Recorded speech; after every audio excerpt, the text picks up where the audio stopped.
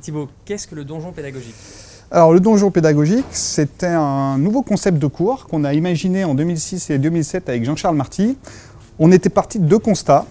On avait l'utilisation de nouvelles plateformes pédagogiques, des plateformes collaboratives qu'on appelle des LMS, Learning Management System. On peut citer maintenant Moodle, Claroline, Ganesha, tout ce genre de choses. Et on les trouvait pénibles à utiliser. Et puis le deuxième constat qu'on a constaté, c'est que les étudiants, pendant les intercours, certains restaient et lançaient des jeux sur leur ordinateur. Donc on s'est dit qu'il y a quand même quelque chose à exploiter là-dedans et on s'est dit si on mettait nos cours et les ressources à disposition, les exercices, dans un environnement ludique. Donc on a imaginé le donjon pédagogique et on a dit aux étudiants, vous allez pouvoir consulter les cours, passer des exercices dans cet outil informatique. Mais est-ce que c'est plus efficace en termes d'accès aux connaissances? Alors effectivement, en termes de performance sur l'accès aux ressources, ce n'était pas l'objectif. Donc l'idée du donjon pédagogique, c'était de rajouter des fonctionnalités qui allaient justement faire la différence. Par exemple, c'était multijoueur. Donc la grosse nouvelle, c'est que pour les étudiants, ils se retrouvaient ensemble dans un environnement commun et ils pouvaient ensemble communiquer grâce à un chat, consulter des ressources. Ils progressaient aussi au niveau de ces ressources puisqu'ils étaient capables à un moment donné d'obtenir des récompenses quand ils avaient consulté un document, quand ils avaient réussi un exercice et ça se voyait sur leur avatar. Ils étaient représentés par un avatar. Alors évidemment ça faisait une grosse motivation pour les étudiants et quand ils voyaient quelqu'un avait obtenu un glaive, une épée, etc. Alors les autres voulaient aussi l'obtenir. Comment tu as fait pour obtenir ça? Je suis allé consulter tel document, etc. Est-ce qu'il y a d'autres particularités qui ont fait de cet outil un outil fédérateur de vos recherches? Alors effectivement, il y a un point crucial, c'est que tout était tracé. À l'intérieur, on a décidé de mettre en place un système d'observation qui permettait de récupérer toutes les informations, toutes les activités que faisaient les étudiants et à partir de ces traces brutes, on arrivait à monter le niveau de sémantique et donner des indicateurs à l'enseignant et à l'étudiant ou l'apprenant, ce qui permettait de faire des statistiques, ce qui permettait de consulter éventuellement la progression, si l'apprentissage se passait bien. Et on a même à un moment donné imaginé d'observer des comportements. C'est-à-dire qu'au lieu de dire « cette personne, elle a bien réussi cet exercice », on était aussi capable de dire « cette personne communique beaucoup ». Elle échange, elle est coopérative. Cette personne ou cet étudiant est plus réservé, c'est-à-dire qu'il travaille dans son coin. Il est timide, il n'ose pas tester les nouveaux documents. Au contraire, il est observateur, il va aller rechercher, il va voir des nouveautés qui sont arrivées. Donc ça, les comportements, c'était aussi affiché dans le jeu sous forme de petites animations et ça avait bien plu, ce genre de choses. J'imagine qu'il y a des inconvénients aussi. Alors effectivement, on a eu un certain nombre de remarques avec ce donjon pédagogique. Par exemple, ça se passait tout le temps dans un donjon. Donc les filles nous faisaient la remarque que c'était quelque chose de pas très plaisant, d'être toujours dans un monde médiéval. C'était un aspect un peu claustrophobe de tout le temps faire ça dans des salles de donjon. Ils n'étaient pas motivés par le fait de gagner une épée. Ça paraît assez évident. L'autre aspect aussi qu'on a fait évoluer, c'est que c'est multijoueur, mais c'est pas collaboratif. C'est-à-dire qu'ils se retrouvent ensemble, ils peuvent chatter, mais la seule collaboration, c'est à ce niveau-là. Donc on a voulu travailler sur des aspects où vraiment ça devient collaboratif, où il y a besoin des compétences de chacun pour arriver à progresser dans une activité. Ça nous a demandé de faire évoluer la version et donc on a refait un système plus ouvert, c'est-à-dire qu'on n'était plus dans un donjon, mais dans des mondes beaucoup plus ouverts, toujours en 3D, enfin cette fois-ci en 3D plutôt. J'imagine qu'il y a des inconvénients aussi. Effectivement, oui. On nous a fait remonter un certain nombre d'inconvénients qui étaient d'ailleurs justifiés. Les filles, par exemple, quand on leur demandait leur avis, elles disaient le fait de gagner des épées dans un monde médiéval, des boucliers, des armures, ça ne les intéressait pas énormément, quoi. Donc cet environnement n'était pas très satisfaisant. Après, toujours sur l'aspect donjon, il y a un aspect où quel que soit le type de cours, le domaine concerné, ça se passait dans un donjon. Donc effectivement, ça posait problème. Ensuite, plus important, c'est un système qui était multijoueur, mais pas vraiment collaboratif. C'est-à-dire que les gens sont ensemble, ils peuvent échanger, la seule collaboration c'est via le chat, mais des vrais outils collaboratifs où on a besoin des compétences de l'un, des compétences de l'autre pour arriver à progresser ensemble sur une activité, ça on l'avait pas.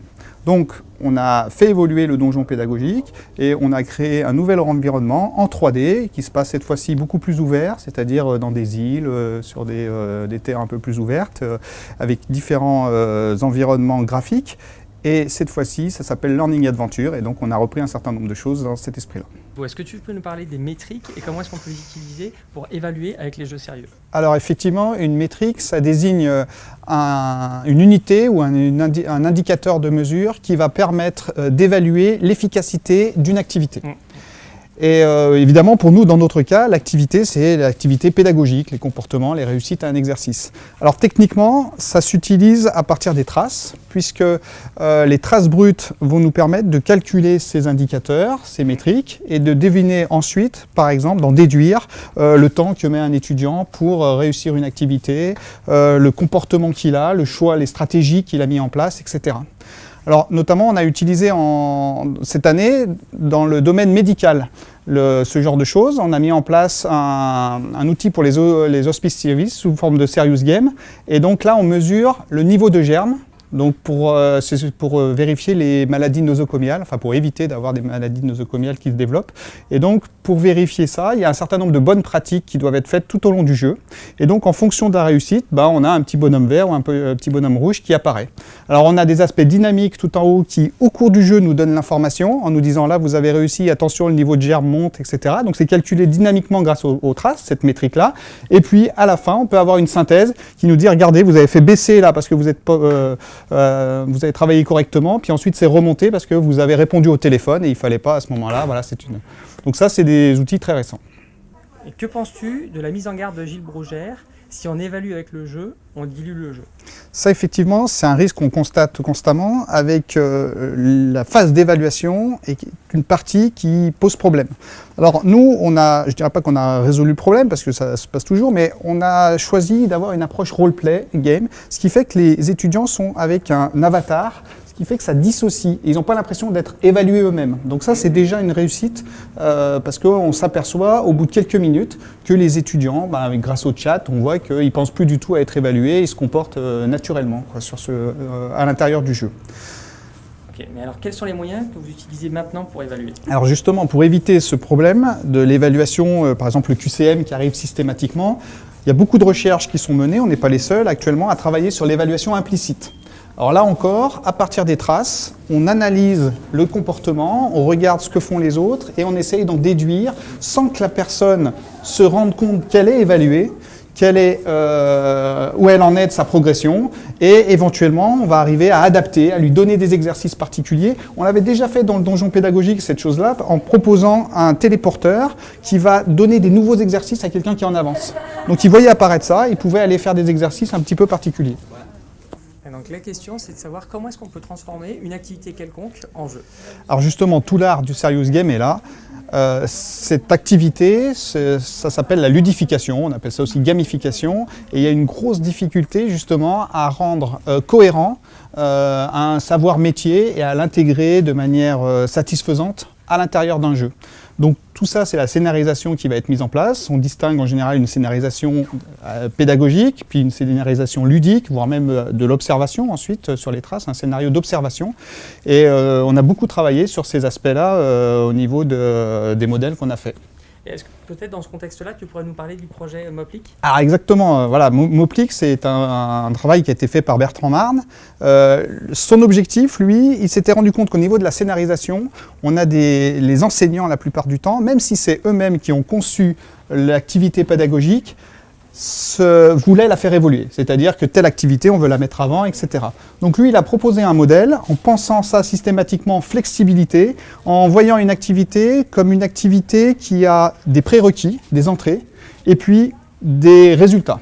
Et à partir de ça, en voyant un modèle graphique, à la fois formel et graphique comme ça, on va pouvoir rajouter les activités qui manquent pour avoir les bons prérequis et ensuite pouvoir générer un nouveau scénario qui satisfait l'enseignant. Une fois le jeu créé, il faut encore l'équilibrer.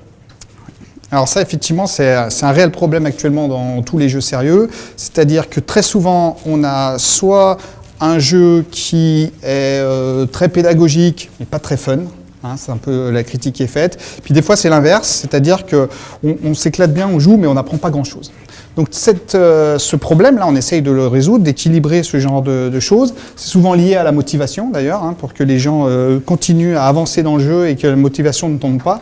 Alors c'est particulièrement difficile parce que, en fait, on s'aperçoit qu'il n'y a pas un scénario parfait. Si on part sur les jeux vidéo, on sait exactement qu'il y a des fois où on s'éclate avec un jeu sur certains aspects, puis tout d'un coup, ça retombe, et on ne sait pas trop pourquoi, alors que d'autres ont adoré. Donc ça, on a analysé ça, hein. Il y a des profils de joueurs qui ont été identifiés. Et donc, on essaye actuellement au niveau des traces de repérer quel type de joueur on a et d'adapter le jeu sérieux en fonction de ça. C'est-à-dire si on a quelqu'un qui aime avoir plusieurs quêtes en parallèle et pouvoir répondre à plein de choses, ben on va lui fournir ça. Si on veut quelqu'un qui veut des challenges, on va lui fournir du challenge. Si on veut quelqu'un qui est très dans l'échange social, etc., on va lui proposer des outils de communication, d'interagir avec des PNJ, etc. Donc on essaye d'adapter. Alors effectivement, ce problème, l'équilibre, ça c'est une vraie difficulté. Nous, le seul choix où à un moment donné, on s'est aperçu qu'on avait bien réussi, c'est à un moment donné où on avait une expérimentation avec des étudiants et au moment de la pause, ils ne sont pas partis en pause. Ils étaient complètement dans le jeu et sont revenus même en courant à un moment donné dans un couloir en disant « Yes, on a la clé, on a le code et tout ». Donc là, on s'aperçoit qu'on a réussi l'équilibre, quoi. Parce que l'équilibre, c'est ça, quoi. C'est arriver à maintenir cette motivation qui est de l'enseignement ou non, quoi. Dis-moi, quand on a à la fois ces côtés pédagogiques et ludiques, il faut les gérer, les équilibrer en même temps. Comment est-ce qu'on fait pour gérer l'équilibre entre les deux en même temps?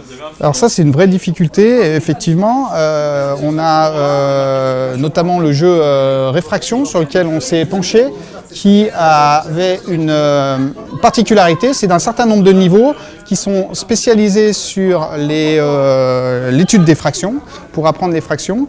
Et tous ces niveaux avaient une régularité au niveau de la progression. Et donc on a essayé, c'est un jeu qu'on n'a pas fait nous-mêmes, hein, donc on a regardé comment c'était fait, on a analysé, on a proposé une métrique pour évaluer la difficulté. Donc en fonction de ce qui était abordé, de ce qu'il était nécessaire de manipuler dans chacun des niveaux du jeu.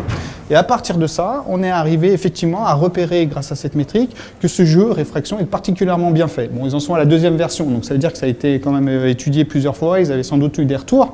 Mais c'est un premier travail, effectivement, pour aller vers cet équilibre et essayer d'avoir une progression constante, à la fois sur les aspects ludiques, c'est-à-dire la complexité, rajouter des choses qui sont un peu motivantes, challengeantes, comme on dit, pour pouvoir progresser dans le jeu. Et puis sur le point de vue pédagogique, là cette fois-ci, à chaque fois, il y avait une difficulté supplémentaire avec des fractions qui étaient de plus en plus difficiles à calculer ou à faire évaluer.